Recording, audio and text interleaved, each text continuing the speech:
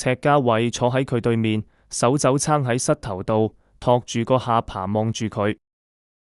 Y 姐，你啱啱拉我手腕嗰下，特別型。Charming Y 俾佢望到有啲唔自在，低頭抹緊頭髮。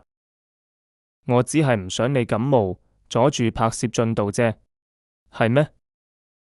赤家偉拉長咗個音調，語氣帶住一絲氣弱。我仲以為你係心痛我啦。赤家偉。Charming Y 串咗佢一眼。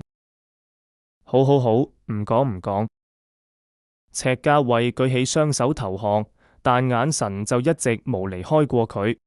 車廂入面陷入咗短暫嘅沉默，淨係得雨聲同冷氣運作嘅聲音。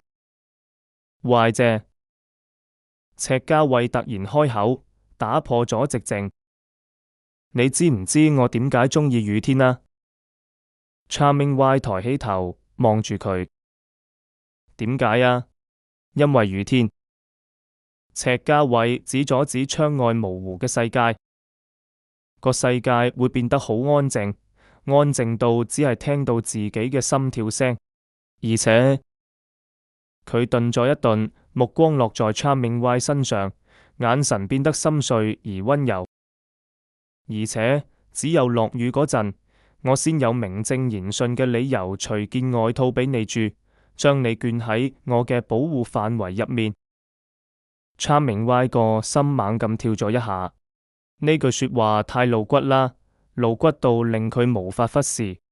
佢望住赤家偉，發現佢正認真咁望住自己，嗰個眼神入面冇咗平時嘅嬉皮笑臉，只剩低一片真摯嘅心情。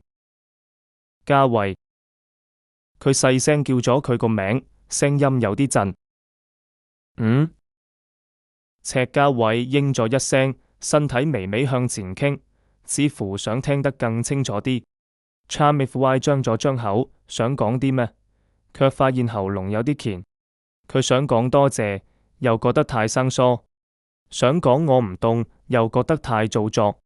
最後佢只係低咗頭，細聲講咗句：你會感冒㗎？